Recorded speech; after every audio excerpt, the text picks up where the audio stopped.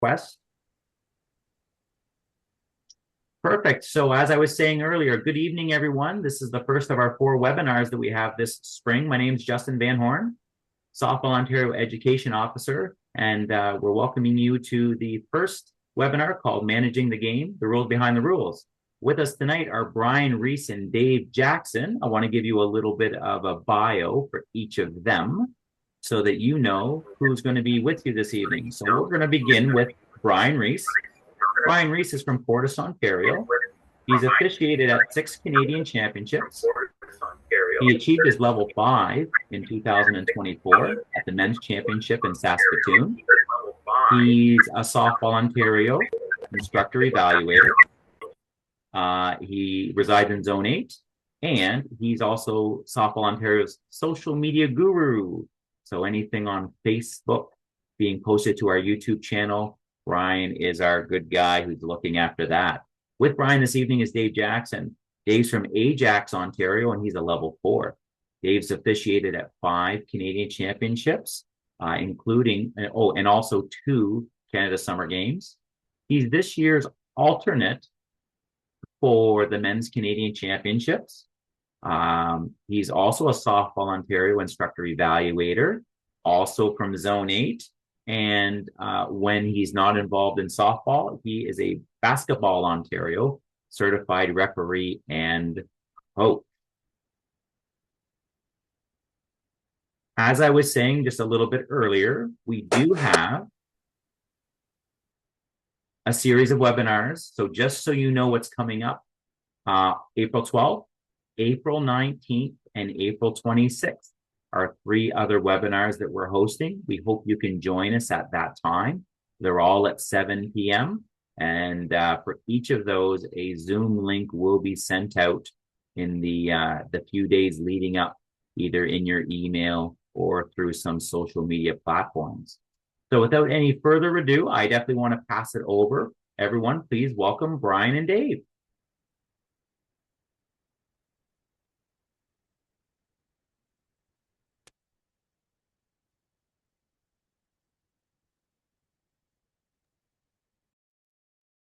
Brian, you might be muted still. Welcome, everybody.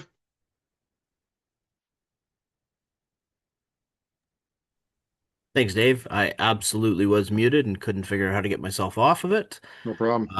Welcome, everybody. Brian and Dave, and we're here to talk. Really, I had a tough time coming up with a title for this webinar. I wanted to call it Boring Rules That Make a Difference. I didn't think anybody would come to something like that. So here we are with Managing the Game, the rules behind the rules. As Justin mentioned, I'm Brian on the left, and I'm joined by Dave tonight. We're from Zone 8, and we're going to walk you through some rules that seem easy on paper, but sometimes they're really tough to implement in the moment. And so we want to walk you through some strategies and talk to some of those rules, and we'll get to those rules in a minute. The objectives tonight is really to apply our safety rules confidently, manage our pace of play in our game so that we keep the players moving, keep the game flowing really well. That always leads to a good game. Administer the temporary runner rule correctly and handle some lineup errors, lineup cards and lineup errors efficiently. We don't see as much of lineup cards as we used to these days. Most teams aren't breaking them out until provincials and Canadian championships. And so there's lots of room for error for the teams and for us too, because we're not getting the same exposure that we used to. We're going to jump right in. We're going to talk a bit about the withdrawn player and the replacement player. So this rule, mostly known as the blood rule. Up until very recently, that's the only time we used the withdrawn player. Now we also have the concussions as part of this. And if you were on the Blue Symposium, there was an excellent presentation on concussions and Rowan's Law. We're not going to dive into today too much on when you pull somebody out versus if umpires are responsible or the most caring person is responsible. If you want more info on that, it was covered pretty in depth at the Blue Symposium, and that's posted on our YouTube channel. So I'd encourage you to go and watch that after this. The language on the screen is pretty much from the rule book. I may have paraphrased a little bit, but a withdrawn player is somebody who has to be removed from the game because they're bleeding or they have a bloody uniform. They can't come back until it's cleaned and covered, and if they have a bloody uniform, it needs to be replaced. We also have the concussion protocol that deems an athlete as clear to come back and participate some more. But what does this really mean? So you've got a withdrawn player. If they're bleeding, if you have visible blood or blood on the uniform, you can use some discretion and give the team time to try and get it stopped and cleaned up. If they can't get it stopped in a reasonable time, we have this rule where the player can come out and it's not a substitution. They have a time period, which we'll talk about in a minute, to get themselves stopped and cleaned up. This is a safety rule, so there's really no discretion on this with the umpire other than the amount of time you're willing to give them to get it stopped before we enact the rule. It's there to keep all of the participants on the field safe. The replacement player is the player who comes into the game for the withdrawn player. And we also have our concussion. So if you have a player that's suspected of suffering a concussion and they're taken out of the game, that is a withdrawn player. They're subject to the same rules. So that replacement player, they come into the game. Now, who can that be? Really, it can be anybody on the lineup card that's listed as a substitute who has not yet been in the game, or a substitute who's been in the game and then subsequently substituted from the game, so no longer eligible to participate. You can also use a starting player who is no longer in the lineup and no longer eligible to re-enter the game. So that would mean that the starting player has been substituted out, re-entered, and resubstituted for. Those are your people that can be a replacement player. Now, how long can the replacement player stay in the game? Well, according to the book, the replacement player can stay in for the remainder of the inning in which the injury occurred, either the cut or the concussion, and the next full inning. That doesn't mean the withdrawn player has to sit out all that time. They can come back whenever they're ready. And ready again means no blood on the uniform, no active bleeding, or cleared from concussion. The replacement player is not considered a substitute. However, if the withdrawn player can't return in the time that they're allotted to, then a legal substitution must be made. And on the last slide, some of those people were not legal substitutes. There is also a note in the rule book that says minor ball, so anything below U19, cannot end on an injury. So then we're into looking at what other players might be able to continue the game. And Dave. The charge defensive delay. This is it's a rule within the rule, very preventative in most situations. It's a defensive meeting that, of course, as the rule says, delays the play. It includes informal meetings, like the first baseman going over to talk to the pitcher in between pitches, or the catcher going out, of course. We have to track them and enforce them, and I think we have to do a better job communicating them to the teams. The exceptions are normal communication between players, so just anything that's said across the diamond that doesn't delay the game. And during an offensive conference, an injury or administrative delay, they can get together and talk. An umpire may grant additional brief escort of visits by the catcher to the pitch to ensure alignment on signs. This usually happens with a runner on second base, where signs can be relayed, and the catcher should ask you, or he will communicate with them. They might say, I need to go talk to the pitcher. And you can ask them, is it about signs? And if they say yes, you jog out with them, and you can listen to their conversation if you really want to. So like I said, it usually happens with a runner at second, or after a pitch where the catcher's been crossed up, like they're dropping their glove and it's coming up in your mask. This is you want to work with your catchers and your pitchers during this, because you don't want to get hit, and you don't want any animosity between the teams with the signs being relayed.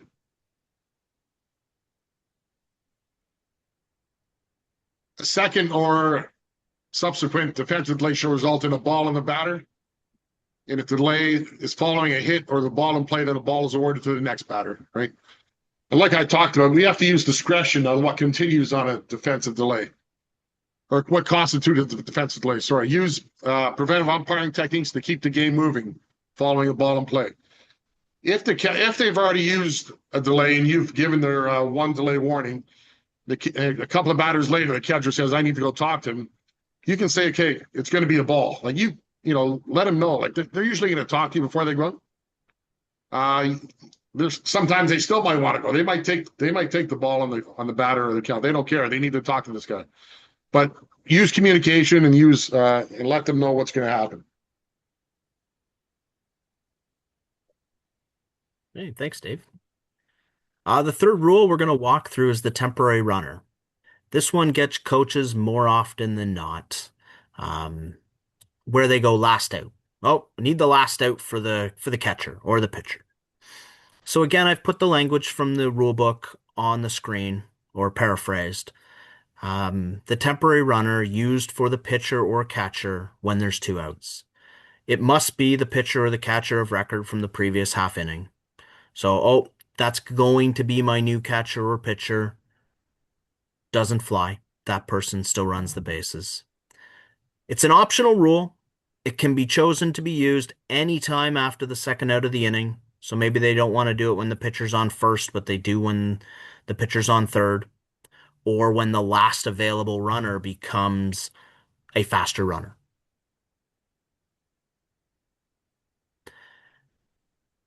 The runner is always going to be the last available. This used to be, up until the last rule change year, something that was super easy. Oh, you've got the wrong runner? Okay. Can I have the right one, please? Let's go. Move on. Now, it's an appeal play. And you can get an out of it. The problem is, if the team is pointing it out to you, how do you sit and not give away that they're giving up an out? I have a video on the next slide I want to show you, and I'm going to set the scene first, because this rule it matters. And I mean, it can mean nothing, or it can mean the difference between a win and a loss. The video you're going to see is from the gold medal game of the 2024 Canadian Championship. It's the bottom of the 6th inning. I believe the game was tied 6-6 at the time. So you have the defending champions and the Newfoundland 1 team locked in this battle, and the pitcher has just gotten on base with 2 out when I start this video. And I'm going to try and talk over it. Hopefully you can hear me. Now batting, catcher number 51. So you can see the pitcher leaving here, and you can see the first baseman, and I happen to be the first base umpire over here, and Mike Morrissey from Peterborough is here. You can see him turn to start to talk to me, and he's watching the runner come out. The conversation he's trying to have with me is, "Hey, I think this is the wrong runner. Isn't there a rule about this? That's the wrong runner." And all I'm trying to do is keep a straight face, because we can't do anything until a pitch is thrown. So here we go. We have the pitch. And then if you can hear the volume like I can, you hear time called, and you see the coaches start to come down. While the first baseman was talking to me, the coach told him to shut up, because they knew the rule. They waited until that pitch was thrown, called time, and came down. And Mike handles this beautifully. He goes, he confers with the coaches, and then you can hear him come to the screen. Scorekeeper, can you tell me who the last available batter is? And he asks the scorekeeper, he confirms who the last available batter is. By now they're starting to figure it out. You can see him walking off. He knows he's not the right person. Oh, maybe there's a hope. Maybe there's a hope. You can't see Mike because he's off screen. But he'll get his answer. He'll come back and he'll signal the out. So we have the out. And away we go. Ended up winning that game, but in extra innings. And that could have been the difference right there. Brian, I got a question for you. Yeah. If that first pitch had been hit out of the park, what happens? Oh, that's a really tough one. because the runner still has to be on base Yes. to make that appeal. Yeah. So he's no longer on base. So there's no penalty for that. So there's in the book, the way the book is written, there's no penalty. Wow. Okay. So I guess Dustin knew what he was doing and threw the pitch high and outside. Yeah. Right. Bring us home, Dave. Okay. Lineup card accuracy.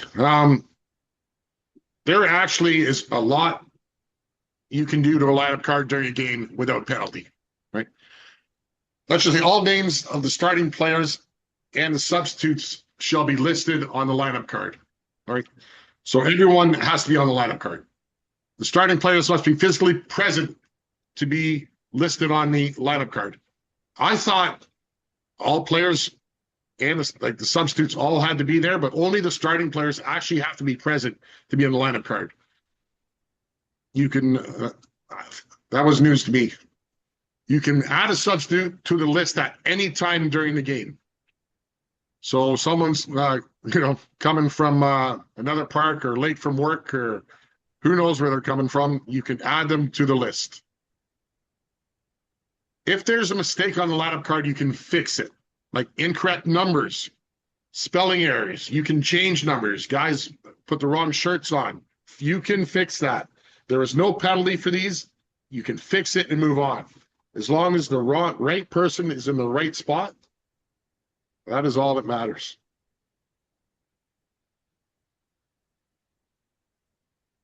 And of course, with the lineup card scenarios, we've got your DP and flex.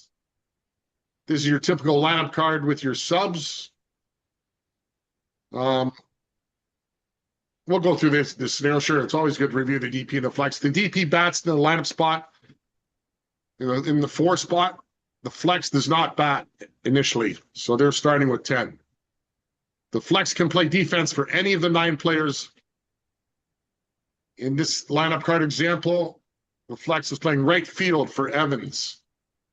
Is that right? Flex playing right field for Evans, yeah. If the flex bats or runs, they must do so for the DP. The DP then leaves the game and the lineup card drops to 9. If the DP re-enters, the flex moves into the 10 spot and stops batting. So both the DP and the flex can play defense at the same time, but they cannot both be in the batting order ever at the same time. That's the big one. The DP and the flex can never, ever be both in the batting order at the same time.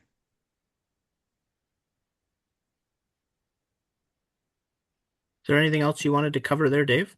I don't know what really. It's just to me, the lineup card. You're allowed to make changes to it. Like guys can make mistakes. It's not as official as it really sounds. Like you can change numbers, right? You can just the person has to be in the right order. You can change numbers. They can change your uniforms. There's a blood rule. They can change their uniforms. There's a lot of changes can be made there. That's basically what I got off of it. Yeah.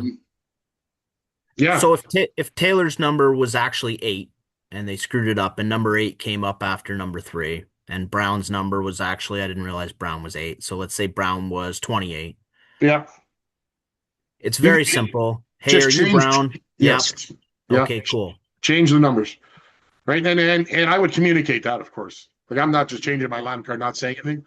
I'm going to communicate that and be vocal about that. We're changing this number, so there's no issues later on.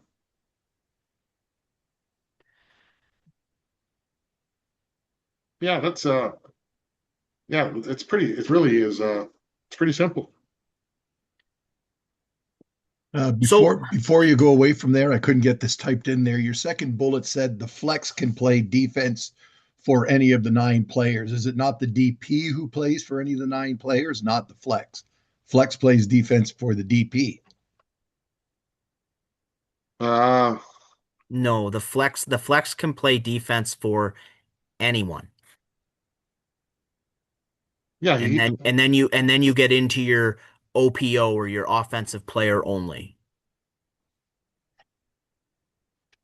The way that I remember this rule, Kevin, is the flex and any other 8 can play defense without having to have it reported.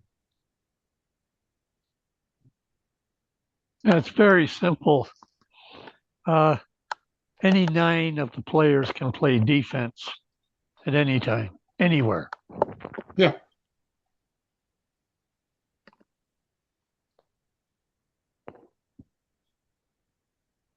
So just some key takeaways before we open it up to questions.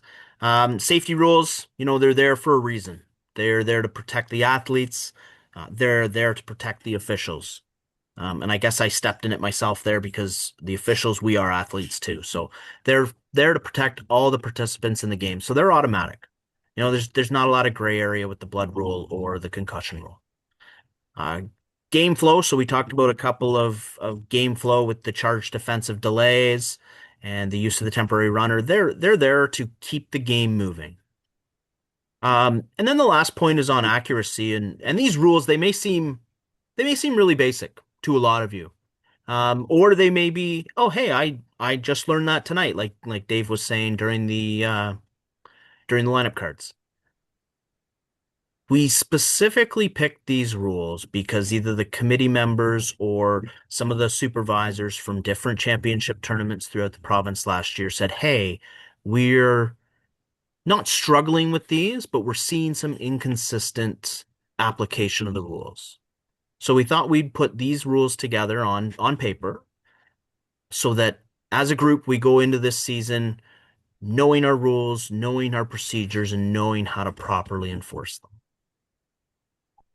And that's all Dave and I had for you. Justin promised you 30 minutes. I think we delivered, but we'll open it up. I'm going to stop sharing so I can see the chat and everything else, and then we can open it up to questions. I just have one thing I'd like to add, Brian. When I said any 9 of the players can play defense, if the designated player goes in to play defense for the flex, then the flex has left the lineup. Yeah, that's what Dave was trying to get to, and that's where I was with the flex, and any 8 can play defense without it being reported. Mm-hmm. Thanks, Brian. Nice to see you, by the way. So just looking at the chat here, so Daryl made the comment regarding almost like a summary point when it comes to substitutions and the batting order. When Daryl said that like it's all about the batting order. And I would even echo that and say it's all about the starting lineup. When a team chooses to execute the DP flex combination, in other words, start 10 players, those are the starting players. Whenever there's a change to the starting lineup, so Brian, you just referred to if the flex doesn't go play defense, there has been effectively a change to the starting lineup, and that needs to be reported to the plate umpire. Of course, the little weird exception in there regarding the flex and the DP and how they're linked. I like what Brian said regarding coaches get this messed up, and sometimes it's our doing. As umpires, we are sometimes inconsistent with our messaging to coaches about what they can and can't do. I can think of many summertime tournaments when we get into our provincial and provincial qualifiers. A coach asks an umpire about what they can and can't do with their lineup. And with good intention, the umpire feels like I need to provide them an answer. And sometimes we give them inaccurate information. And it's tough on us because our regular league games, we don't often get to use lineup cards and think too much about flex and DP. Really important to get our nose into the rule book. Probably a good idea to rewatch this webinar at a later time to just remember some of the key points, because it can be tricky if you end up in sort of certain mental situations that you haven't really thought your way through. And then all of a sudden they're happening live on a Saturday afternoon under the hot sun in a provincial tournament, and you start having a bit of a mental freak out. That can most definitely happen. Hey, Justin, I got a question here on the chat too. Yes, good absolutely. Question. Good question from David Kerr. How long do we wait for the team to fix the player with a blood issue before we have them insert the replacement player? That's a great question. if he can, if you don't mind me answering, I'll answer that quick. If that athlete can run into the dugout, throw on a fresh shirt, and get back out without any blood on them, that's fine. But if it's going to be any longer than that, we're going to need someone else out there so we don't delay the game too long. Dave, can I ask you a follow-up question? Sure. So love your comment there. You as the umpire, how are you managing that situation to judge, hey, how long is this going to take, etc.? Like what's something you would do on field in this situation? If the coach came out of the field and was walking with the player towards the bench, I would be there and I would say to the coach exactly what I just said. If this is going to take longer than him or her just putting on a fresh shirt, I need someone else out here, and you have this inning and the next one to deal with it. Great, that's a really good tip. Yeah.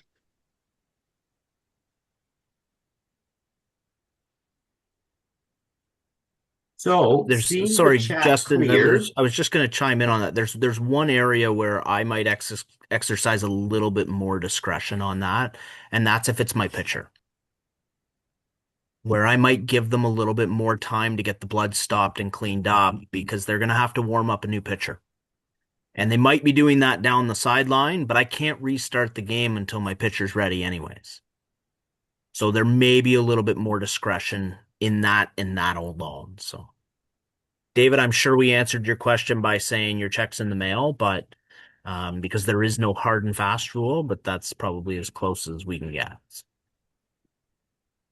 yeah, absolutely, Brian and Dave, and great job with those couple of almost like advanced tips in terms of how to manage it, but then also extra consideration. Is it your pitcher? Is it a left fielder? Is it a runner? Is it a key runner in a tie situation and they're at third base?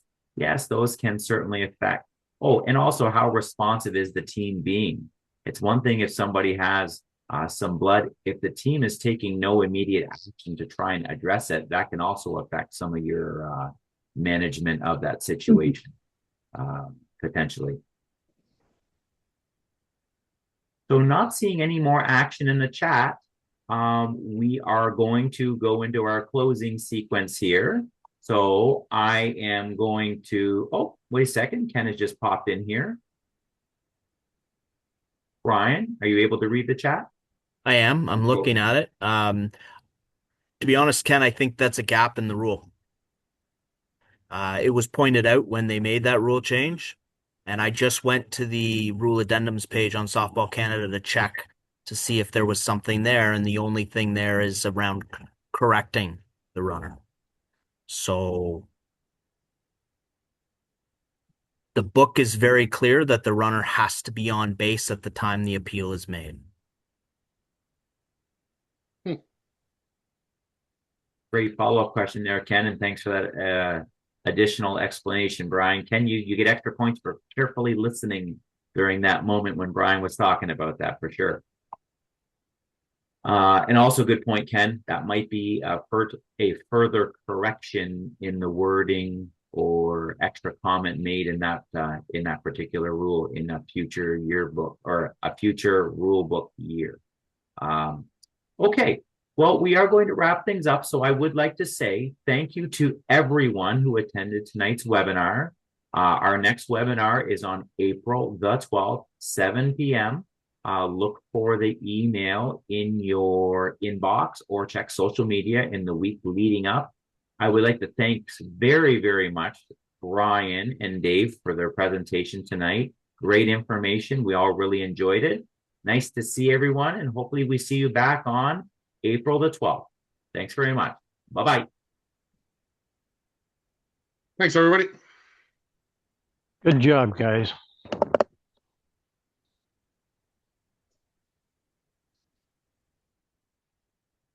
Brian, can you end the recording, please? There we go.